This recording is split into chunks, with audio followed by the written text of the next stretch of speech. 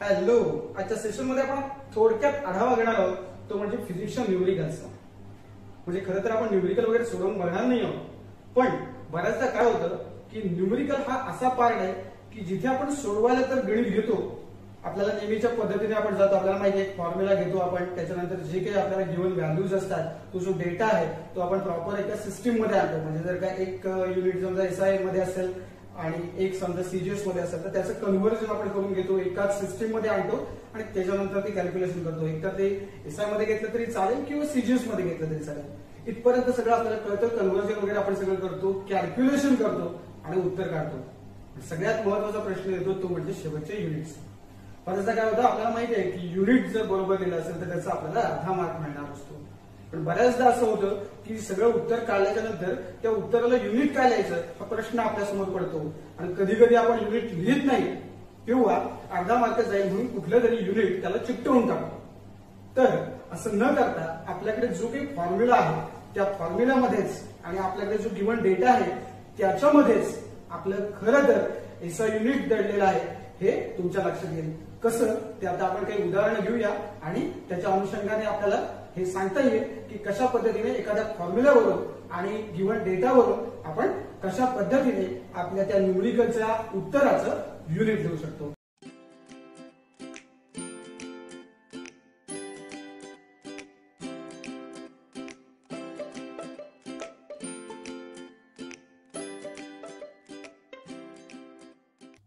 So F is equal to M A हे नेहमीच एक इक्वेशन किंवा फॉर्म्युला म्हणा तुमच्या समोर ठेवलंय बघा। आता एखाद्या ठिकाणी आपल्याला समजा फोर्स कॅल्क्युलेट करायचा आहे आणि आपल्याला डेटामध्ये एम आणि ए या दोन गोष्टी दिलेल्या असतील, समजा मास दिला, ॲक्सेलरेशन दिले, तर तुम्हाला फोर्स काढायला सांगितलं आहे।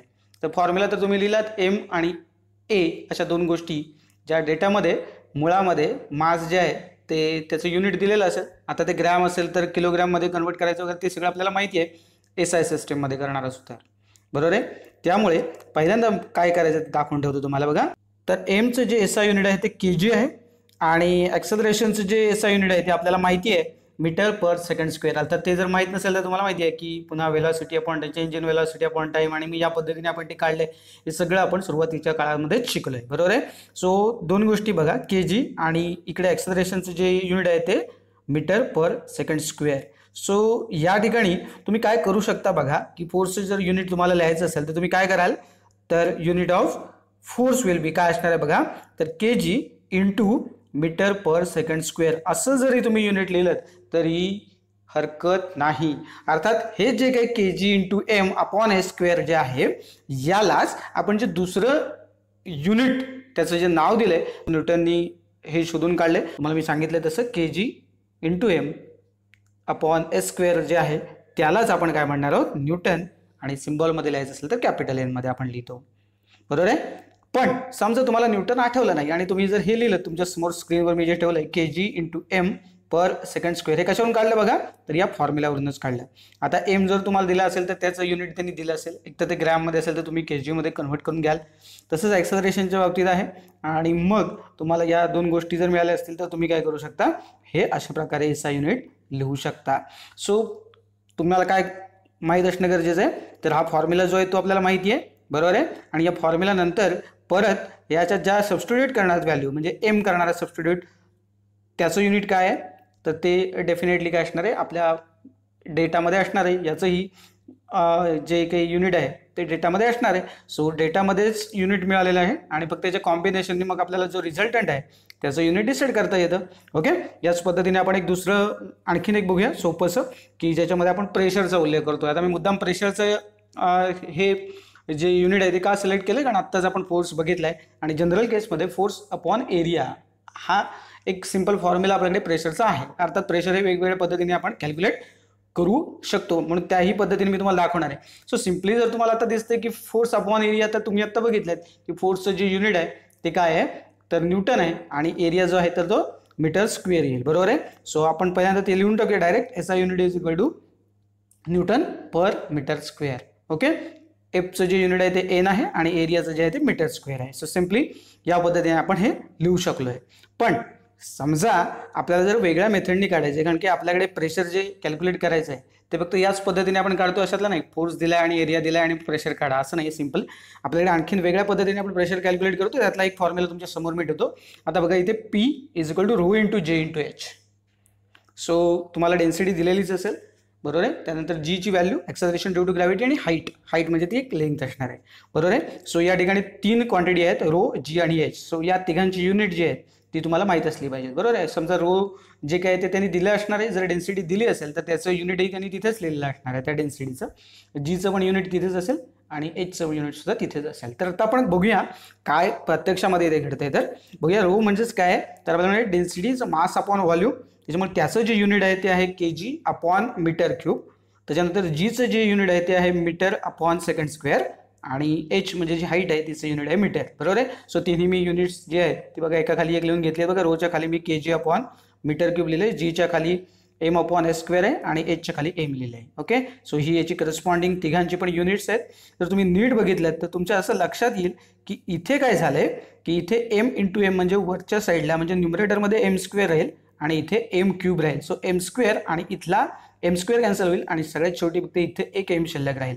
सो मग फायनली तुमच्याकडे शिल्लक काय राहील बघा, kg हा इथला एकच m आणि हा s स्क्वेअर, बरोबर आहे. सो या पद्धतीने शिल्लक राहील. समजा तुम्हाला त्याचं युनिट नीट लिहिता आलं नाही तर हे युनिट आपल्याला सफिशियंट आहे की प्रेशरचं युनिट kg/मीटर सेकंड स्क्वेअर असं लिहिलं तरी हरकत नाही. हे थोडंसं मॉडिफाय होऊन कसं पुढे जातं ते पण तुम्हाला मी दाखवून ठेवतो, त्याच्यावरती एक नजर टाकूया. पण काहीतरी चुकीचं लिहिण्यापेक्षा हे लिहिलं तरी काही ते अयोग्य ठरणार नाही, हे लक्षात घ्या. kg इथे आपण डिवायडेड बाय तिथे आपण स्लॅश लिहितो, बरोबर ना, kg/ms स्क्वेअर असं लिहिलं तरी चालेल. अर्थात जर प्रेशरचं प्रॉपर युनिट याचा युनिट तुम्हाला माहीत नसेल तर. ओके, पण हेही काही चुकीचं नाही आहे हे लक्षात घ्या, ठीक आहे. सो तुम्हाला मी तो ऑप्शन जो आहे मी तुम्हाला म्हटलंय ते हे थोडंसं मॉडिफाय करून दाखवतो. मॉडिफाय करताना मी काय केलंय बघा, इथे multiplying and dividing bye m. आता हे का मी केलंय हे पण मी तुम्हाला सांगतो बघा. आता आपल्या परिस्थितीमध्ये आपण एक बघितली होती गोष्ट की फोर्ससाठी काय शिल्लक राहिलं होतं, तर kg इंटू m/s स्क्वेअर म्हणजेच काय आहे, तर आपण फोर्सचं युनिट म्हणजेच न्यूटन आहे असं आपण बघितलं होतं. मग आता इथे काय शिल्लक राहतं बघा, थोडंसं हे मॉडिफाय केल्याच्या नंतर हे बघा इथे तुमच्या समोर आणलं मी. इथे काय केलं तर kg अपॉन s स्क्वेअर लिहिलं. हा m मी जर इकडे घेतला तर काय झालं, इथे m स्क्वेअर आला इथे डिनॉमिनेटरमध्ये आणि हा वरचा जो m आहे तो आपल्याला स्पेशली हवा होता म्हणून आपण काय केलं, डिवायडेड बाय m सुद्धा करून टाकलं. कारण आपण ते जे काही इक्वेशन आहे त्याची जी व्हॅल्यू आहे ती काही बदललेली नाही. सो मल्टिप्लाय अँड डिवायडिंग केलं त्याच्यामुळे त्या इक्वेशनमध्ये काहीच फरक पडलेला नाही. पण हे असं का केलं बघा, तर हा जो एक m जो आहे वरती आपल्याला हवा होता, खरं तर इथे तो डिनॉमिनेटरमध्ये येतो पण आपल्याला कुठे हवा होता तर न्यूमरेटरमध्ये हवा होता. आणि मग तुम्हाला इथे दिसेल बघा, हे बघा या ठिकाणी दिसतंय की हे बघा हे जे सिलेक्ट केले मी kg upon S square into m, मग बघितलं ते kg into m upon S square म्हणजेच काय आहे तर ते न्यूटन आहे आणि हे काय आहे तर मीटर स्क्वेअर आहे. पण हे डिवायडेड बाय हे डिनॉमिनेटरमध्ये आहे बघा. म्हणजेच मग तुम्ही कसं लिहू शकता याचाच अर्थ तर Newton per metre square. So या पद्धतीने तुम्ही हे लिहू शकता. म्हणजे बघा हे जर लिहिलात तर काही चुकीचं नाही आहे, फक्त हे थोडंसं मॉडिफाय करून पुन्हा एकदा आपण आणलंय आणि या पद्धतीने ते न्यूटन पर मीटर स्क्वेअर या पद्धतीने हे लिहू शकतो, ठीक आहे. सो अशा पद्धतीने प्रेशरचं समजा युनिट लिहायचं झालं तर तुम्ही लिहू शकता. सो दोन्ही प्रकारे मी दाखवलं. हा एक फॉर्म्युला होता फोर्स अपॉन एरिया, त्याने सुद्धा तेच आले आणि हा फॉर्म्युला घेतला तर तेव्हा सुद्धा तेच आलं युनिट. तसंच आपल्याला आणखीन एक उदाहरण घेता येईल, एनर्जीचं घेता येईल. कारण एनर्जीच्या ह्याच्यामध्ये सुद्धा आपल्याला माहिती आहे एनर्जी आपण वेगवेगळ्या ठिकाणी एनर्जी आपण कॅल्क्युलेट करतो. इव्हन काही ठिकाणी एनर्जी पोटेन्शियल एनर्जी वापरतो, काही ठिकाणी कायनेटिक एनर्जी वापरतो. मग त्याचं युनिट काय असणार आहे तर ते सारखंच असणार आहे का, कायनेटिक एनर्जी पोटेन्शियल एनर्जी कुठलीही घ्या तर कुठलीही जी एनर्जी आहे तिचं युनिट काय असणार आहे सेम असणार आहे, बरोबर. कारण ही एक प्रकारची एनर्जीच आहे. सो एनर्जीचं युनिट काय, भले ती कायनेटिक असो पोटेन्शियल असो किंवा आणि कुठलीही असो, काय असणार आहे त्याचं युनिट तर ते आपल्याला चेक करायचं. ओके, सो पहिल्यांदा मी कायनेटिक एनर्जीचा फॉर्म्युला तुमच्या समोर आणलाय 1/2 mv स्क्वेअर. आता 1/2 हा एक प्युअर नंबर आहे आपल्याला माहिती आहे, त्यामुळे त्याला काही युनिट असणार नाही. युनिटलेस अँड डायमेन्शनलेस क्वांटिटी आहे. आपण हे 11वीमध्ये सुरुवातीलाच बघितले.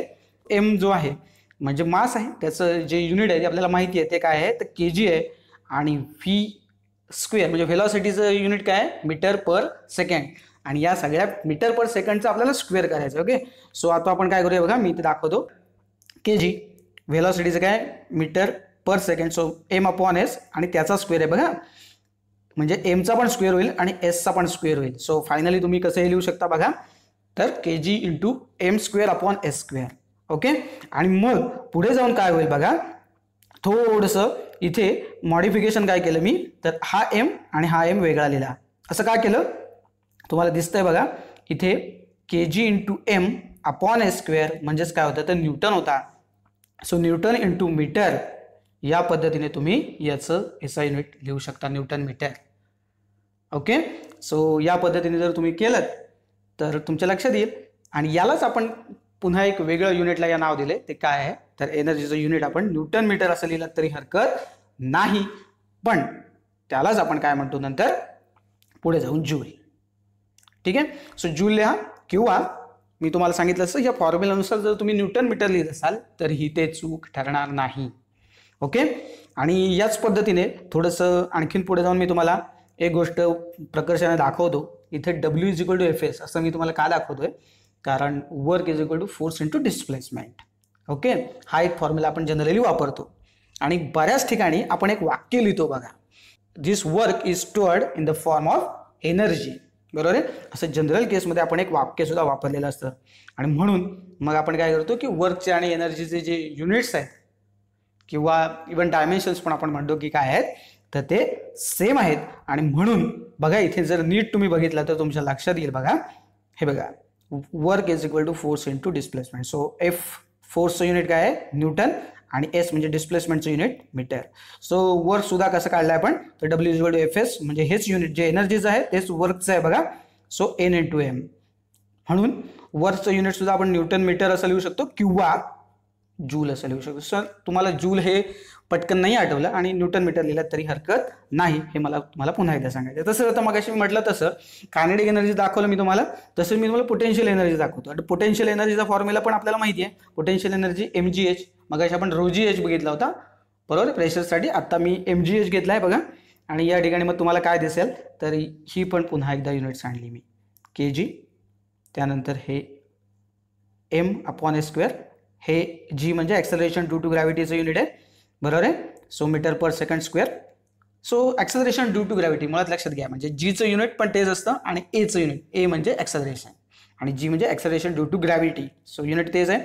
सो kg × m/s² म्हणजेच काय तर आपला न्यूटन आहे आणि हा × मीटर आहे. आणि म्हणून इथे सुद्धा आपण ते तसंच लिहू शकतो न्यूटन मीटर बरोबर आहे, कारण हे जे पहिल्या दोन टर्म्स दिसतात हे काय आहे न्यूटन आहे × m. सो न्यूटन मीटर, आणि म्हणून त्याला आपण पुन्हा एकदा काय म्हणू शकतो तर जूल असं म्हणू शकतो. सो अशा पद्धतीने तुमच्या लक्षात येईल की बऱ्याच वेळेला हे होतं की आपण जी SI युनिट लिहितो ती कधी कधी चुकीची थापा मारून लिहितो. त्याच्यापेक्षा लॉजिकली मी म्हणतो की जर एक्झॅक्टली तुम्हाला स्पेसिफिक माहीत नाही की न्यूटन लिहायचं आहे फोर्सचं युनिट किंवा एनर्जीचं जे आहे ते जूल आहे, तर तुम्ही हे या पद्धतीने लिहू शकता, कारण ते तुम्ही डिराईव्ह पण तिथूनच करताय बघा. म्हणजे फॉर्म्युला तुम्ही लिहिला आहे की नाही, तर फॉर्म्युला घेतला आहे, पुन्हा त्या फॉर्म्युल्यामध्ये जे तुम्ही पुन्हा जे गिव्हन डेटा वापरलाय त्या डेटाला युनिट त्यांनी न्यूमेरिकलमध्ये ऑलरेडी दिलं आहे ना, म्हणजे तुम्हाला पुन्हा त्याच्यावरती विचार करण्याची गरज नाही आहे. आणि मग एकंदरीत अशा पद्धतीने जर तुम्ही केलात तर इझिली तुम्ही हे सगळी जी न्यूमेरिकल आहेत ती सोडवाल आणि त्याचं युनिट प्रॉपर लिहाल.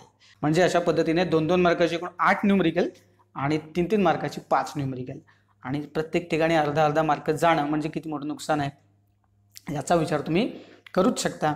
आणि म्हणून आपल्याला हे जर लक्षात आलं की कशा पद्धतीने न्यूमेरिकलचं जे उत्तर काढले त्याच्या पुढे युनिट कसं लिहायचं, हा जो काही आपल्या समोरचा एक प्रश्न होता तो या सेशनमध्ये आपला क्लिअर झाला असेल. तर बघा तुम्हाला ट्राय करा, तुमच्या पद्धतीने सोडवून बघा आणि आपला एक फॉर्म्युला घेऊन त्याच्यावरून तुम्हाला त्याचं फायनल SI युनिट किंवा CGS जे काय असेल ते तुम्हाला लिहिता येतं की नाही याची खात्री करा.